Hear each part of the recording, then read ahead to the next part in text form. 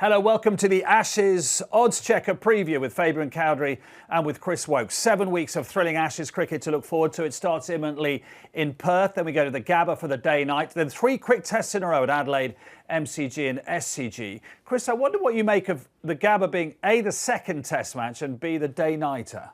I think first and foremost, I think Australia have made a big mistake by moving that Gabba test match to the second test match. Historically, they've always started at the Gabba, started well, hit the opposition hard and always had a great record there. So it's a slight advantage for England to be not starting there. Don't get me wrong, the Optus Stadium will be tough, it will be noisy and it will be tough conditions. But I just think it's a small 1%er that England can look at as an advantage, with that being the second test match rather than the first. You go with that, Fabian? England will take every 1%er they can. Look, it's unlike me to be agreeable, but I have to go Woakesy on this one. The last memory I have of the Gabba is, of course, Rory Burns' leg stump being knocked back towards the keeper, first ball of the test by Mitchell Starc. All of a sudden, those nerves have gone. You have a fresh ground, and it gives England momentum and a chance to get into the series before they arrive at the Gabba. Well, on that Rory Burns wicket, that still gives me nightmares. I was still in the changing rooms when that first ball was bowled by Mitchell Starc, and the roar of the Gabba, the sheds were shaking underneath where the changing rooms were. So still have bad memories of that. Did you get out pretty quickly? Yeah, I didn't want a Rory Burns bat hitting me in the face. Oh, come on. What were you like when you got out? Go on. I actually was very calm, Fabian, very, very calm. I like to put my bat down and my helmet down. And if I threw anything, it would be the soft stuff, not the hard. Not the hard stuff. Yeah, that's it. Talking of the teams, let's have a look at the men. England still with their 12. Most people think they will go in with 5 seamers and leave out Shoaib Bashir. Where do you stand on that discussion? I actually think the opposite, Mark. I think that Shoaib Bashir should play. I think Nathan Lyon has a fantastic record at Perth. Not generally because it doesn't spin there, but because of the bounce that it can generate. And I think Shoaib Bashir's got the attributes where he's got that tall frame, and I think he could really use that. And I think it just changes the pace of the bowling lineup. You know, when you just go pace, it gives the captain something else to turn to. So I think they should Well, they think Joe Root could do that, presumably, if Shoaib Bashir doesn't play. Were it to be Root rather than Bashir, what do you think, Fabian? Root in the warm-up game, 1 for 120. Now, if you're not licking your lips as an Australian batsman thinking, crikey, if I can get through the new ball here, or Wood goes down, which he could do, or Stokes goes down, then I've got Joe Root bowling between 50 and 80 before that new ball. I'm licking my lips as an Australian batsman. Yeah, I'd have to agree. I have to agree. I mean, don't get me wrong, Joe Root, he's a good part-time off-spinner and can fill a hole. But I also think if you wanted someone to bowl enough overs to get you through, to the new ball, I also don't want Joe Root, one of our best batters, wasting energy in bowling. Yeah, no. I want him spending his energy batting for England, not bowling for England. 2 debutants there, both in their 30s for Australia. Jake Weatherall there and Brendan Doggett. Scott Boland's coming in, brilliant at the MCG against England last time. But Cummins and Hazelwood is 600-odd test wickets missing. That strikes anybody as advantage England, doesn't it? Oh, you talk about moving the game from the Gabba first test. I think that's an even better advantage. All of a sudden, you've lost that 600 wickets. It's a big hole to fill. And you've got players who haven't necessarily got much experience at test level coming in. That said, Scott Boland, he's got a good memory bank of playing against England. Fantastic cricketer, hits the top of the stumps. And if there's anything in the wicket early, he'll also be a handful. One thing on Scott Boland there, obviously wonderful bowler. The only thing I will say, he's bowled a lot of his overs behind Cummins, Starc, Hazelwood. Can he come to the fore when he's the main guy? It's very different. I know from past experience, coming in behind Anderson and Broad, it's a little bit easier. There's a couple of wickets down, you can kind of find your feet. But rather than actually having to take the lead. Interesting to see whether he can be the leader of the attack. There's a lot more pressure, especially in an Ashes series. Let's have a look at the England batting odds then. I think even if you only vaguely follow cricket, you know that Joe Root hasn't scored 100 in Australia, but he's still favourite to be England's top run scorer there. Harry Brook 3-1, and then the openers Duckett and Crawley 5-1 and 8-1. Who do you fancy from that? I mean, all the emphasis is on Joe Root because he's England's premier batsman. Obviously, yeah. I mean, obviously Joe Root should be top of the figures there. But I looked down that list and it's quite a bit left field maybe, but I think Zach Crawley has got a great opportunity. I really do.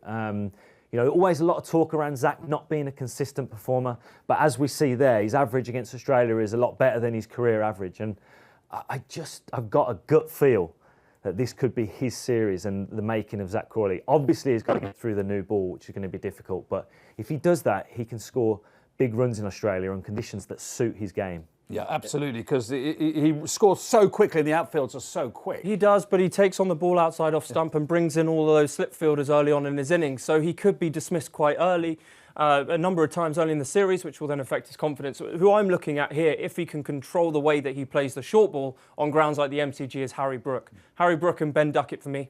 Ben Duckett for reasons where he plays the short ball well, he cuts, he pulls. He hardly leaves one. Of course, that brings in the slip cordon, but an aggressive player at the top.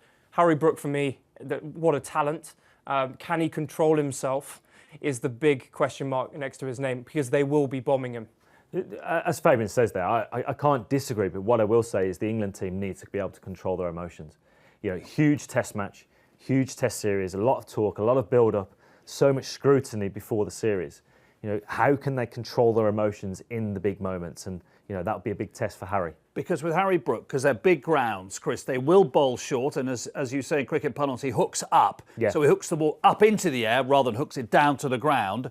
They will be feeding almost, I don't know whether you call it psychology, ego, whatever, thinking, right, we're going to put men out, you know, deep square and long leg and get you caught out there. They like to play on the ego, and they'll certainly do that with Harry. He's a guy that likes to be on the front foot, scoring runs, scoring boundaries, and they'll test him with the short ball. It's whether he has the game to really adapt to that. And, you know, he's a fantastic, he's a once-in-a-generation cricketer.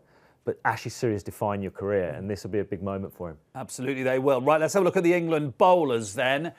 Maybe going in with 5, we don't know yet at Perth, but Jofra Archer at 40-5, the favourite to be the leading bowler from Gus Atkinson, and Josh Tongue, who's not in the squad for the first test. What do you think? I think they're all going to get a game at some stage, Fabian, because Test 3, 4 and 5 are so close together, and Bashir will play maybe at Sydney, which traditionally takes a little bit of spin. What name leaps out there for you? Stick by my guns. I said this off air, Jofra Archer for me. Brilliant against left-handers. I've got a stat here for you. He averages 21.5 against left-handers and 36 against right-handers. So I think that will be an area where... their top order is stacked with left-handers. Stacked with left-handers, and I think that will be an area where Stokes really tries to capitalise. If he is bowling at the pace he bowled at Lords when he hit Smith, when Labuschagne came in as a replacement that day, what a day of cricket that was. If he's fit, I think England have a great chance of winning this series. Look at his average against Australia vis-a-vis his test average as well. It's impressive. If he can stay fit, that's the key. He has been impressive against Australia, as you can see there, and you know there's no surprise to me that he's top of the list there. But I also look at the guys that are going to be able to play 5 test matches. If they can get Jofra through 4 or 5 test matches, then there's a great chance he will be the leading wicket taker come the end of the series. But I look down the list, and you know it's hard to see who's going to play 5. The only player that England need to play all 5 there is Ben Stokes. And I think he's a left field shout for being leading wicket taker in this. How does he manage to maintain his fitness? He's still got so much to think about. And knowing Ben Stokes from watching him, you play with him, he just wants to bowl himself into the ground. He does, you're right. And that is one thing that England need to make sure he doesn't do. Yep. If that happens and he bowls himself into the ground by test 3 or test 4 and he can't bowl, it changes the whole balance of the England team, and the Ashes will slide away. He cannot be England's leading bowler, can he? No, you know what I mean by that? He can't be England's leading bowler. And someone from the outside, someone from the management needs to be into Ben Stokes, making sure he's not bowling these long donkey spells. Who is that person? Who is that person?